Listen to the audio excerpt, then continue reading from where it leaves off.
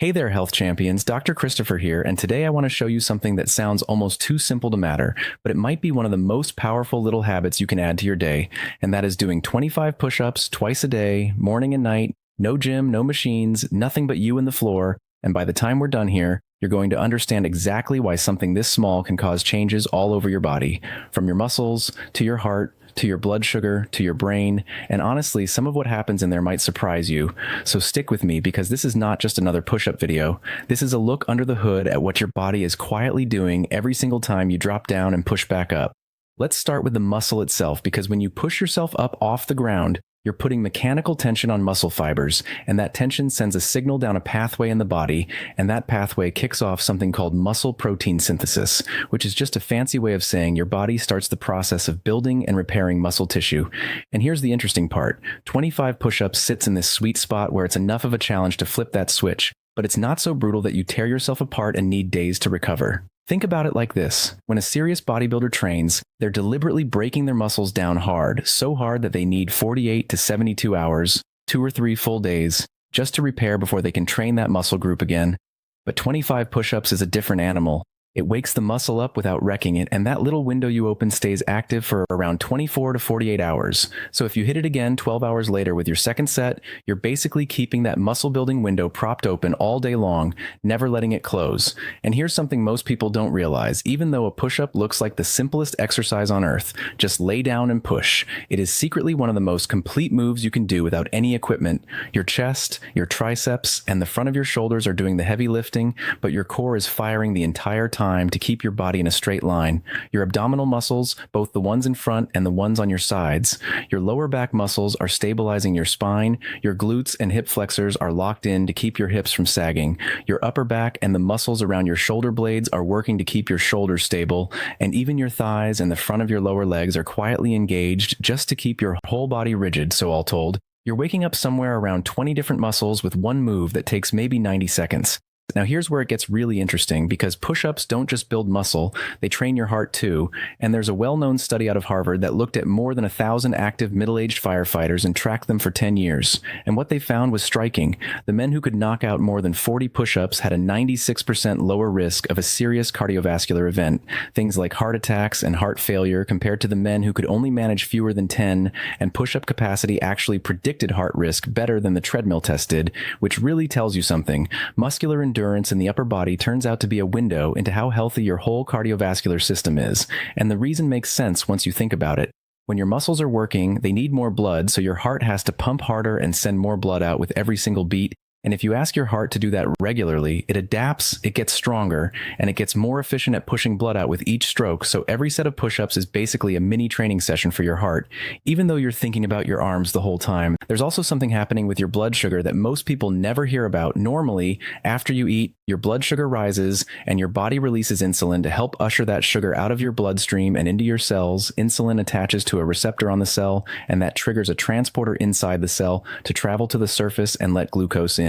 But here's the part that blew my mind when I first learned it. Exercise can trigger that exact same transporter system, completely independent of insulin, so simply by moving your body, even for 90 seconds, you're helping your muscles pull sugar out of your bloodstream without needing extra insulin to do it, which means a quick set of push-ups after a meal can help smooth out that blood sugar spike that normally follows eating. Now you might be thinking about that old rule you heard growing up, the one that says you shouldn't move around too much right after eating because your body needs blood for digestion, and there is some truth to that. Your gut does get extra blood flow after a meal to help with digestion, but your heart isn't working with a fixed amount of blood to hand out. It can increase how much it's pumping overall, so it can send a little extra to your gut and still cover a short burst of activity like 25 push-ups just fine. Obviously, don't go sprint a marathon right after Thanksgiving dinner, but a short set of push-ups is nothing your body can't easily handle. Your brain and your hormones get a boost from this too. When you do something with a bit of intensity, your body releases more of a substance called brain-derived neurotrophic factor, and think of that as fertilizer for your brain cells. More of it circulating tends to mean sharper focus, a better mood, and an easier time learning new things and adapting to change. And there's a hormonal timing trick here as well. Your cortisol, which is naturally higher in the morning to help wake you up and get you moving, actually gets put to good use when you exercise exercise instead of that cortisol just sitting there with nowhere to go, which over time can turn into stress and stubborn belly fat. Doing your push-ups channels it into something productive. And if you do a set in the evening too, just don't leave it too late because you also get a small bump in testosterone and growth hormone, and your body gets a chance to settle down afterward before bedtime. So really, you're not just doing an arm exercise twice a day, you're giving your brain and your mood a lift right along with it. Let's slow down for a second on that muscle list because it really is worth appreciating just how much your body coordinates behind the scenes. For one simple move, your chest and triceps and the front of your shoulders are the prime movers, but tucked underneath your armpit and along your ribs, you've got smaller stabilizer muscles working overtime to keep your shoulder blade gliding smoothly instead of winging out. Your rotator cuff, that little group of muscles wrapped around your shoulder joint, is firing the entire time to keep the joint centered and protected. Your mid-back muscles between your shoulder blades are pulling to keep your upper body from collapsing forward, and your deep core, not just the visible six-pack muscle, but the layers underneath it, are bracing like a natural weight belt to protect your spine. So when people say a push-up is just an upper body move, they're really underselling it. It's closer to a full body plank that happens to move up and down, and that's part of why it pays such big dividends for something that takes less time than brushing your teeth. And here's a piece of this puzzle that doesn't get talked about enough. Consistency beats intensity almost every time when it comes to long-term health. Plenty of folks go all out for a week, feel sore, and quit. But 25 push-ups twice a day is deliberately designed to be sustainable. It's small enough that you can't really talk yourself out of it. There's no excuse of not having enough time, not having the right shoes, not having a gym membership. It's 90 seconds. It fits into a coffee break. It fits into a commercial break. It fits while you're waiting for something to finish cooking. And that low barrier to entry is exactly why habits like this actually stick around for years instead of fizzling out by February. Think of it less like a workout and more like brushing your teeth for your muscles. You don't need motivation to brush your teeth. You just do it because it's part of your day. And that's the mindset that makes this whole thing work long term. There's also a quieter benefit here that matters a lot as we get older, and that's grip and upper body strength for everyday life. Carrying groceries in from the car, lifting a grandchild up for a hug, pushing yourself up out of a low chair or off the floor. All of that depends on the same muscles you're training with a push-up, so this isn't just about looking a little more toned. It's about staying capable and independent as the years go by, and that kind of functional strength tends to matter more and more the further you get into your 40s, 50s, 60s, and beyond. So if you've ever worried about losing strength as you age, this 90-second habit is quietly working against that exact problem, twice a day, every day. And speaking of things you might not expect, if you've made it this far, do me a favor and hit that like button, because apparently that's the only kind of rep your thumb will ever need to do. And while you're at it, subscribe so you don't miss the next one, okay? Back to business.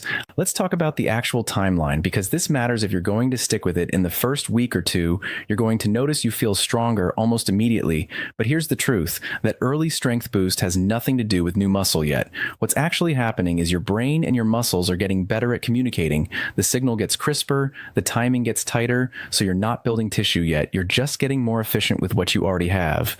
By weeks 3 and 4, that improvement continues, and your body also starts recruiting a slightly higher percentage of your available muscle fibers with each rep. Normally, your body holds a lot of fibers in reserve and rotates through them so you don't wear yourself out. But with consistent training, you start tapping into a bit more of that reserve. Then somewhere around month 2, actual muscle growth begins. Your muscle fibers start thickening, though it's subtle enough that you probably won't see it in the mirror yet. But you will likely notice your heart rate recovering faster after activity, less feeling winded doing everyday things, and better posture, because you've been quietly strengthening all those postural muscles the whole time. By month 3, the muscle growth that started earlier really starts to show. Your body composition shifts toward more lean muscle and less fat. You can usually see a visible difference by now, and a lot of people report sleeping better and having steadier energy throughout the day. And if you add it all up, 90 days of 25 push-ups twice daily comes out to about 4,500 push-ups total, which is a genuinely serious amount of work hiding inside a very small daily habit. Now, if you're sitting there thinking, that sounds great, but I can't even do one full push-up, don't let that stop you. Nobody starts at the finish line. If a full push-up is too much right now, break it into smaller chunks, 10 and then 10 and then 5, or 5 sets of 5, whatever gets you to the number. And if a full push-up on your toes is out of reach entirely, drop your knees to the ground and do a modified version from there, or don't go all the way down to the floor. Just go as low as you comfortably can and work your way deeper over time.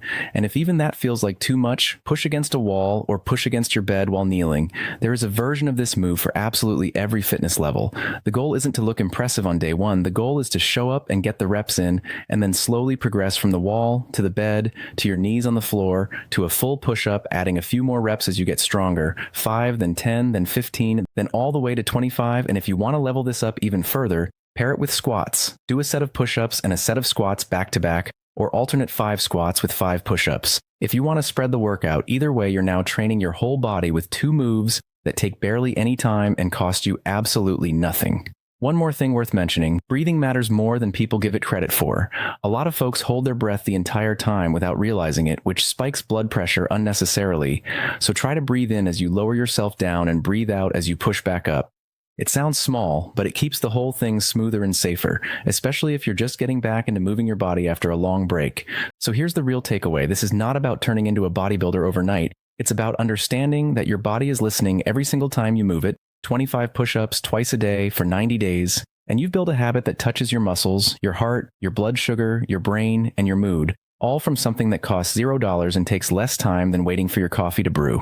I'm Dr. Christopher, and if this kind of thing interests you, how your body actually works and why these small habits matter so much, stick around, subscribe, and I'll see you in the next one.